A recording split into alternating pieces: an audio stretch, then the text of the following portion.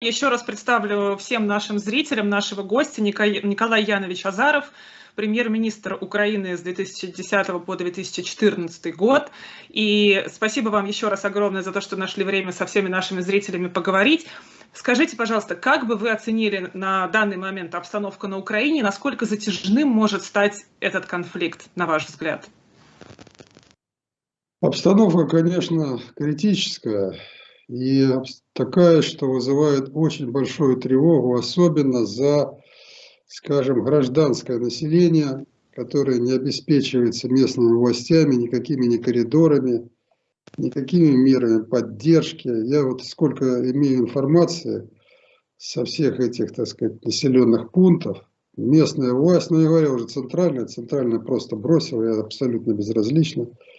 А местная власть не занимается элементарным. Ну, так сказать, что такое элементарно? Это обеспечение, прежде всего, безопасности. Безопасности. А для этого она должна вести переговоры и с той стороной, и с этой стороной. Обеспечивать выход людей, детей, поселение в безопасном месте. Ну, вот это же всегда делается. Не может же такого быть, чтобы люди были, как говорится, жертвами обстрелов, так и так далее. То есть вот здесь меня больше всего возмущает, конечно, местная власть на местах. Она же должна обеспечивать прежде всего медицинское обслуживание. Ну что ты толкаешь людей в подвал, в котором ничего нет в этом подвале? То есть ты уж готов, раз они же болтали, что они воюют 8 лет. Ну раз воюете 8 лет, так ну, должны же были подготовить какие-то места эвакуации, места, так сказать, безопасного нахождения и так далее. Вот это вот меня больше всего волнует, конечно, это тревожно. Но второе тревожное то, что, так сказать, эксперименты проводятся возле атомных станций. Вот тут уж надо, так сказать, нравится тебе, не нравятся там какие-то части, которые стоят или там находятся рядом, но надо договариваться. Нельзя же допускать то, что допустили на Запорожье. Вот эти вот негодяи обстреляли, значит, центр по подготовке кадров на Запорожской атомной. Это сверхкатегорийные объекты. Они всегда охранялись по высшей категории. Конечно, они построены достаточно безопасно, там, значит, проектировщики еще советские выстраивали систему безопасности в случае военных действий. Все там, я не хочу нагнетать эту ситуацию. Вот. Но и вместе с тем хочу обратить внимание, что те, кто за это дело несут прямую ответственность, я не говорю про центральную власть, там вообще не с кем разговаривать и не о чем разговаривать. Но местные власти должны же об этом подумать. Вот такие моменты. Ну, конечно, слушайте, значит, то, что сейчас происходит, это, конечно, результат государственного переворота 2014 года и проведения вот той политики, которая проводилась под прямым, значит, руководством Соединенных Штатов Америки. Это американцы, главные, скажем, кураторы, главные проводники этой политики. Сейчас они аккуратно ушли в сторону, соскочили, там, что вот мы не отвечаем ни за что. Этот, как его, Зеленский даже звонил Байдену, советовался, но это сам Байден проговорился. У него же иногда в силу возраста, так сказать, начинается с словоохотливости, и он начинает выдавать то, что на другой бы на его месте промолчал. Он рассказал о том, что вот Зеленский ко мне обращался, стоит ли ему эвакуироваться из Киева или не стоит. Вот можно о таких вещах говорить во время конфликта. Это, я думаю, что, ну, может, кто-то не понимает, но мне кажется диким это, что Байден рассказывает содержание разговора на своей пресс-конференции. И он ему, как мудрый дедушка, сказал, ну, я оставляю это решение за вами. Вот видите как? Вот во всем я вами руковожу, а вот стоит ли покидать, значит, Киев или не стоит, это я, так сказать, отношу на ваше решение. Но с другой стороны, это очень характерный эпизод. Очень характерный, показывающий степень, скажем так, суверенитета Украины, степень взаимоотношений. Да, мне очень печально. Я хоть и улыбаюсь иногда, но мне, так сказать, далеко не смешно на самом деле. Потому что во время такого конфликта иметь такую абсолютно неспособную власть, ну, Это беда для народа, прежде всего. А если можно, я задам вопрос. Наш зритель задает вам, Николай Янович, в каких границах вы считаете будет новая Украина, и будет ли это по-прежнему унитарное, а может федеративное или даже конфедеративное государство? Дорогие друзья, но сейчас не время так обсуждать такие вопросы. Абсолютно не время. Сейчас, еще раз подчеркиваю, главная задача – это безопасность и жизнь наших людей. Вот это самая задача. И подчеркиваю еще раз, что центральные власти, там вот, скажем, пропали инсулины там всякие. То у нас в Киеве завод, производящий инсулины. Как они могут пропасть? Мы инсулин можем экспортировать вот в таких объемах, в которых мы его производили. Как инсулин может пропасть? Ну а если он пропал, если центральная власть не занимается, так кто-то же должен, там есть районная там какая-то власть. Есть патриоты, которых там до черта развелось. Ну пусть они там сами берут на себя эту инициативу, договариваются о поставках. Конечно, я представляю себе проблему инсулинозависимых людей, если вдруг в аптеке пропал этот инсулин, его нет, ну и так далее. Так я один маленький пример привел, а таких примеров можно приводить тысячи. И вот этот Клычко там мэр, да, ну это, конечно, недоразумение, а не мэр, но это понятно. Но хоть киевляне, может, поумнеют, посмотрят тут на этого, так сказать, ну я не хочу там как-то грубые слова употреблять, ну голова-то у него точно отбитая. Получить там 250 ударов по голове, значит, каждый там силой полтонны или тонна. Я вообще не представляю, что там в той голове делается. Но вот сейчас как раз создался такой момент, когда человек нужен с головой, прежде всего. Оля. Да, Николай Янович, мы видим, что вот сегодняшний день показал, что достижения второго раунда переговоров практически не работают. Гуманитарные коридоры, о которых договорились, практически не осуществляются на практике. Какой вы видите перспективу следующего раунда переговоров, вот особенно в свете недавних событий? Да никакой я перспективы от этих переговоров не вижу. Прежде всего потому, что сам Зеленский, первое, не самостоятельный. Он по каждому вопросу советуется, спрашивает разрешения. А американцы не заинтересованы, вот, так сказать, в мирном решении вопроса. Чем дальше продолжается этот конфликт, тем больше он ослабляет стороны. Так что им это не надо. Второе, он не имеет механизмов реализации. То есть он не имеет реальной власти. Он не умеет ей пользоваться, потому что властью надо уметь пользоваться. Я это наблюдал за ним, значит, скажем, почти 3 года, вот он в мае будет 3 года. Я наблюдал, как он отдавал указания. Эти указания абсолютно никто не собирался исполнять. Это и мирное время. Какие-то команды, там что-то рассказывал, никто это, так сказать, не выполнял, не слушал. То есть механизма исполнения договоренности нет. Ну и, наконец, последнее, просто шокирующее. Член делегации, значит, СБУшником каким-то, по обвинениям в госизмене, у здания суда просто застрелен. Просто его вывели из машины и выстрелили в голову ему и так далее. Просто застрелили депутата парламента. Кто застрелил? На основании, а не просто на основании, никаких оснований быть не может. Это называется внесудебная расправа. Она только при нацистских режимах процветала. И то, между прочим, кстати сказать, гитлеровцы все-таки какую-то видимость, значит, придумывали. Суды там иногда. Ну а если уж делали без судов, то так делали, чтобы человек исчез, и никто его не видел, не слышал. А тут на глазах у всех. Среди бела дня человека, депутата, застрелили по обвинению. Кто это обвинение доказал? Какой орган, так сказать, правомочный, рассмотрел? Ну и так далее. И вот слушайте, вот только что вчера сидел за столом правительственной делегации, сегодня лежит, значит, покрытый простынью на асфальте. Нормально? О чем можно говорить? Вот на месте Зеленского, так сказать, если бы это произошло, ну немедленно там этого Баканова в отставку, все этот мусор, который это допустил, в отставку. Да не просто в отставку, а под суд. Потому что это же беспредел, нельзя такой беспредел допускать. И ничто не объясняет такого беспредела. Абсолютно ничто. Поэтому ни в какие я тут...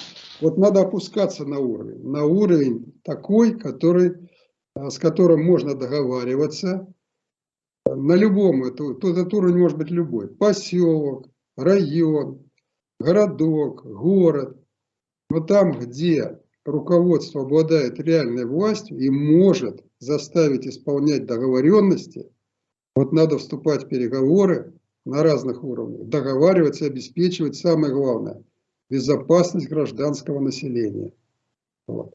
И не думать, что там какие-то, ну какие сейчас этот Зеленский может фундаментальные вопросы решить, которые поставили перед ним вот на первом там переговорном треке, как сейчас любят говорить, там власти России. Какие он может решить? Николай Янович, вот в эту же тему вопрос. А кто, по вашему мнению, может стать гарантом безопасности мирного населения сейчас? Ну, по вашей внутренней модели. Ну, разумеется, не нацистские батальоны, так, разумеется. Значит, там, где они присутствуют, вот нормальный мэр, нормальный руководитель должен создать группу людей, которые могут этим боевикам дать отпор. Их, кстати, не так уж и много. Вот впечатление такое, что они там, так сказать, везде присутствуют, бесконечные, такого быть не может. Ну да, их есть концентрация, скажем, в таких ключевых городах. Одесса, Харьков. А вот уже, скажем, какой-нибудь там Мелитополь, вот что нам жизнь показала. Да, Мелитополь, Бердянск там и так далее. Там они, если и есть, то они, так сказать, спрятались сейчас, заховались, а может и, так сказать, и дали ходу. Поэтому далеко не так. То есть централизованно. Вот с Харьковом, смотрите, почему в Харькове такой сильный прослойк этих нацистов? Потому что в Харькове началась, ну, так называемая русская весна, если вы помните. Ну, они почти одновременно. Там они, трудно сказать, кто там первый, Донецк, Луганск, или, значит, Одесса, или Харьков. Почти одновременно. Но в Харькове наиболее мощно. И поэтому в Харькове репрессии против, значит, активистов, антимайдановцев были наиболее мощные. Туда поехал Аваков. Аваков — это известный бандит. Вот. И, значит, он, естественно, привлек криминал, который, ну, всегда был с криминалом связан. И начались расстрелы, убийства, пытки, издевательства над людьми. И там произошли очень серьезные расправы. И с тех пор вот этот режим, он все время направлял в Харьков группы. И сейчас там действительно много всяких организаций. Правый корпус, там и национальный корпус, и всякие фрайкоры, и Азовы, и так далее, и так далее. Азов, это, кстати сказать, хоть и называется батальоном. Батальон — это же небольшая единица. Но на самом деле она имеет свои подразделения, значит, практически во всех крупных городах. В особенности в Киеве, Харькове, там, Одессе, вот я уже сказал. Ну и сконцентрировались они, у них же база была, значит, на берегу Азовского моря, недалеко от Мариуполя. Там они, так сказать, захватили целый ряд пансионатов, домов отдыха, и там, так сказать, устроили себе веселую жизнь. Все эти 8 лет занимались грабежами, мародерством, издевательством. Так что там своеобразный персонал. И вот поэтому в Мариуполе как раз сконцентрировалось, не знаю, сколько их там, ну, достаточное количество. Но не везде, подчеркиваю, не по всей Украине они есть, и поэтому именно на среднем уровне можно вступать в переговоры, нужно помогать руководителям, ну, с теми, с кем можно говорить, потому что сейчас, конечно, столько смен произошло, иллюстраций так называемых, и не со всеми можно разговаривать, но там, где можно разговаривать обязательно надо. Но вот глава Чеченской республики Кадыров, он откровенно сказал, он посоветовал передать власть Януковичу и Зеленскому покинуть Украину. А вы бы что посоветовали Зеленскому, если бы вот он вас спросил: Николай Янович, прошу у вас совета, что мне делать? Слушайте, Зеленский, вот этот комик, был избран президентом, так? На фоне, вот в тот момент, подчеркиваю, 19-й год, так, апрель месяц, выборы. На фоне Порошенко он выглядел ангелом небесным, понимаете? Вот. То есть Порошенко — это откровенный мародер, патологический лжец. Вот. Ну там пробы ставить негде.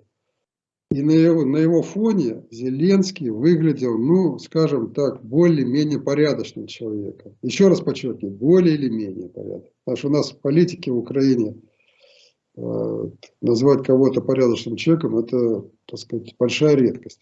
Но более или менее выглядел порядочным человеком. И я думал, что поскольку он сам абсолютно не готов к такой серьезной должности, и должен был бы, наверное, как любой умный человек, но он оказался не умным человеком, но любой умный человек, понимая, что он не готов, он постарался бы себя окружить опытными людьми. И я несколько сделал специальных, у меня тогда был канал на YouTube, который там миллионы просмотров набирал, то есть такой, значит, достаточно известный на Украине канал. Его, конечно, закрыли американцы потом. Вот. Но я сделал целый ряд специальных выступлений, адресованных именно его администрации, именно ему. И рассказал, что надо делать. Подробно изложил то, что я сам бы делал.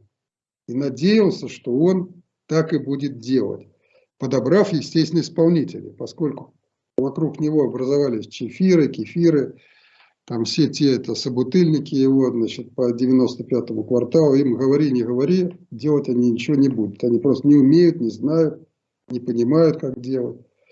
И вот в результате я стал наблюдать, что он стал играть в президента. Понимаете, ну мне-то же это очень хорошо видно. Я же этих президентов работал и видел с ними и так далее. Вот он стал играть президента, так? Какие-то компашки собирал, там какую-то бастурму, или как она называется, шаурма. Значит, ел, так сказать, снимали, пиво пил, так сказать. Ну, в общем, свой в доску. Ну, свой в доску, это же не должность, это не профессия. Так? Собутыльником можно быть своим в доску. А вот президентом своим в доску быть нельзя. И вот я видел, как стало разрушено. Ну, она и была, Порошенко, доведена до ручки. Но стало еще больше разрушаться система управления. И вот теперь вы меня спрашиваете, что бы я этому Зеленскому посоветовал? Да ничего ему советовать я не могу, поскольку это абсолютно бесполезно. Вокруг него нет ни единого человека, абсолютно ни единого, который из того, чтобы я мог посоветовать, во-первых, понял, а во-вторых, бы начал делать это. Поэтому надежда на Господа Бога, что он, как говорится, подведет к какому-то определенному результату, а уж потом будем думать, вот как вы задавали там вопрос. Там. А пока, к сожалению, попала страна без руля, без ветрил. Вот. И все предыдущие президенты, за исключением, конечно, этого Порошенко, они разные были, но у них хоть как что-то было за душой. Вот, хоть что-то за душой. А ведь у этого же ничего за душой не было. Я его помню, как вот пацана, который бегал между столами и собирал чаевые. Вот в моем впечатлении вот сохранился. И он бы мог бы, может быть, подняться на какую-то высоту, но он не поднялся, а наоборот опустился. Самомнение там, и так далее, и так далее. Ладно, не хочу о нем говорить. Сейчас такая ситуация в стране, что не... Ну да, тяжелая. Николай Иванович, на самом деле огромное количество благодарности и пожеланий. У нас в чате сейчас сотни валятся сообщений. Специально для вас люди пишут, что лучший премьер в истории, ну много чего, много хорошего. Вот, и благодарят вас за то, что пришли к нам и за то, что говорите такие умные, интересные слова. Извините за то, что отвлек от разговора. Просто не мог это не сказать. Очень это важно, много. это обратная связь от зрителей. Николай Янович, времени немного, но очень много вопросов еще, конечно, хочется вам задать. Как бы вы охарактеризовали, да, пожалуйста, скажите, когда нужно вас отпустить, мы вас отпустим. Давайте вот так вот, знаете, чтобы это, пару вопросов. Два вопроса. Давайте два вопроса. Тогда один я немножечко обобщу. Как бы вы в целом охарактеризовали экономическое развитие и состояние Украины за последние годы и тот курс Зеленского на экстренное, скажу так, экстренное включение, вступления Украины в ЕС? Вот давайте вдумаемся в смысл русских слов. Да, развитие. Ну что такое развитие? Это улучшение, расширение, увеличение, да, качественные изменения. Но о каком? Вот когда-то в советское время был такой план социально-экономического развития страны. Да? Мы его делали, и каждый год характеризовался ухудшением всех абсолютно характеристик. И вот я по закону должен был составлять, когда работал в правительстве, план социально-экономического развития. А мне его хотелось назвать план социально-экономической деградации. Поэтому о каком развитии говорить? Можно говорить только о стабильной деградации. И это даже не мои слова. Даже человек, которого я абсолютно не уважаю и не считаю специалистом, Саакашвили некий. Знаете же такого, да? Да. Вот. Было дело.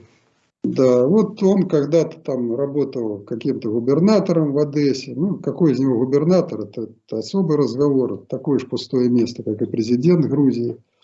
Ну, работал он губернатором. Вот он, значит, выступал где-то публично и заявил, что к 2013 году, чтобы возвратиться на уровень 2013 года, да, нужно Украине идти 20 лет. Это не я сказал. Но если объективно смотреть по показателям, да, то экономика Украины деградировала по многим причинам.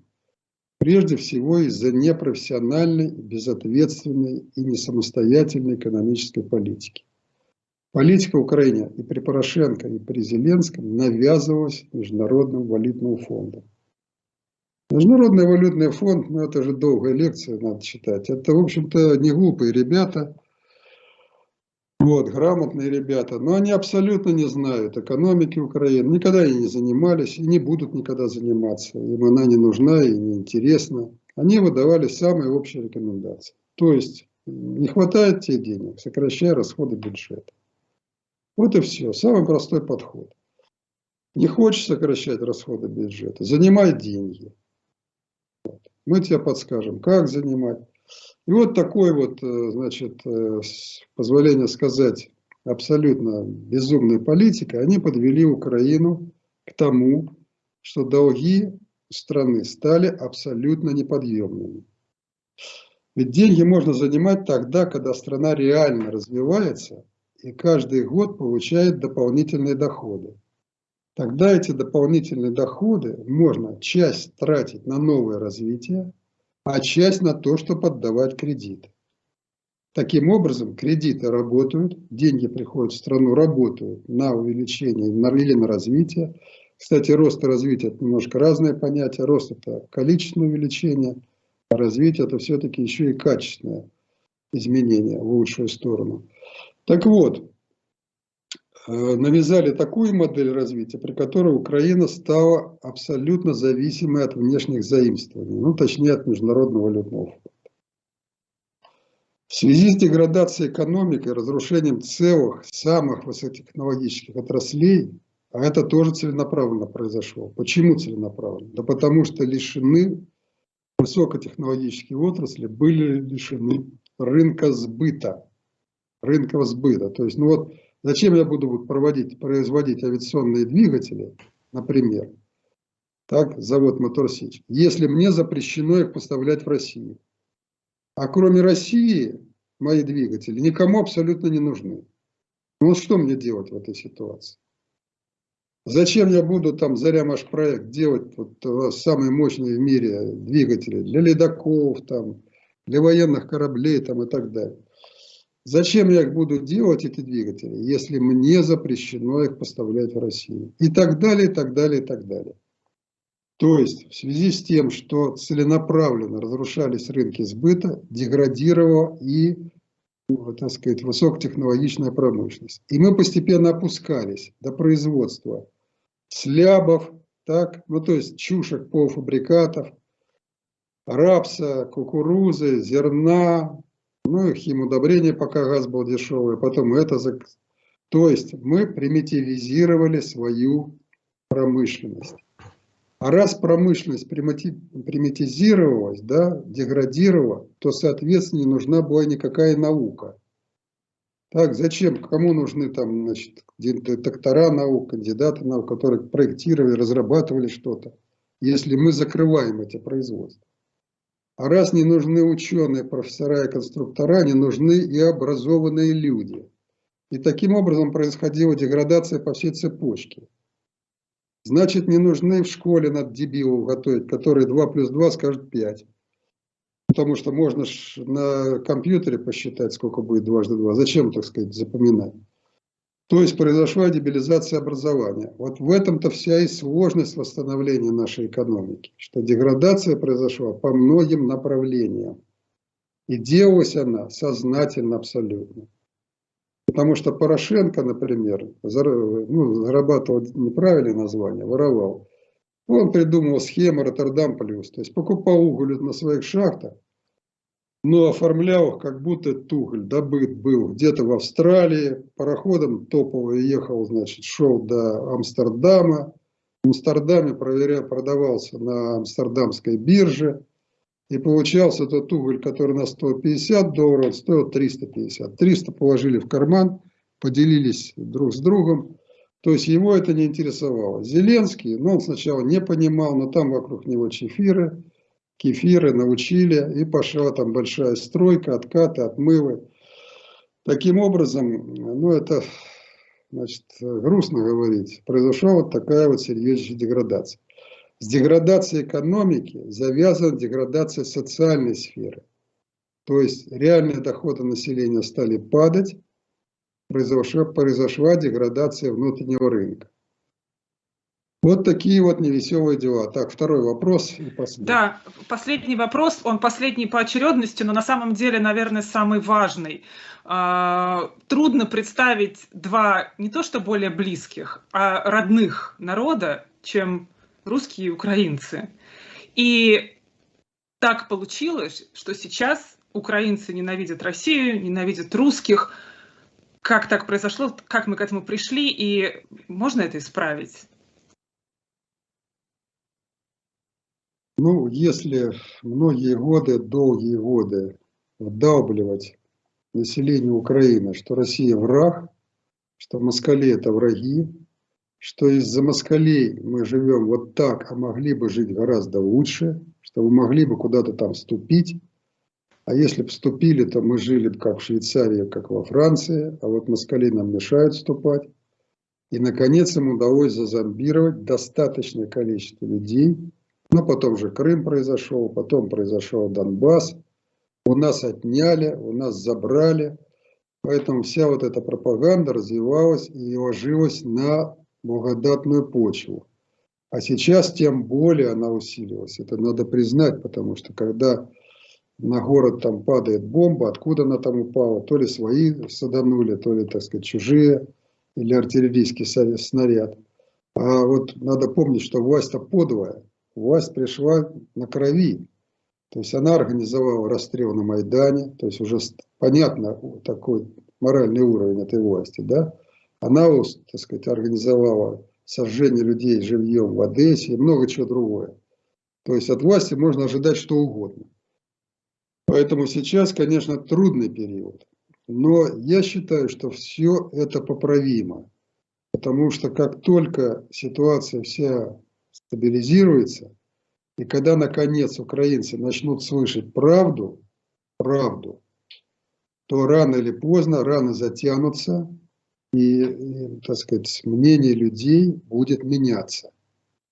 Потому что я считал, вот когда работал в правительстве, что разногласия между нашим правительством и Россией всегда были противоречия. И это понятно, потому что у вас есть олигархи, у нас есть олигархи, у вас есть бизнес, у нас есть бизнес, рынки общие, всегда возникает конкурентная борьба, всегда есть желание через административный ресурс получить какие-то преимущества.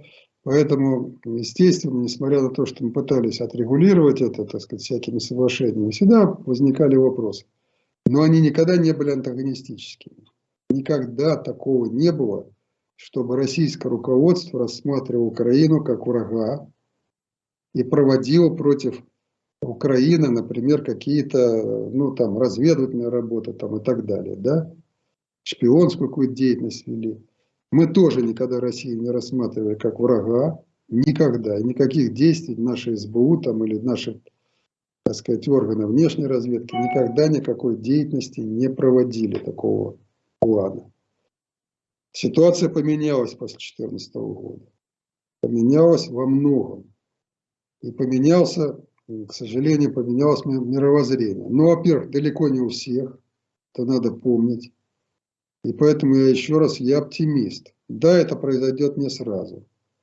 Но надо работать на это. И нужны усилия как реальных патриотов Украины, подчеркиваю, реальных, не тех, которые бегают там с дубинами и кого, и, так сказать, разбивают головы всем, кто не согласен с их, так сказать, обезьяньим мышлением.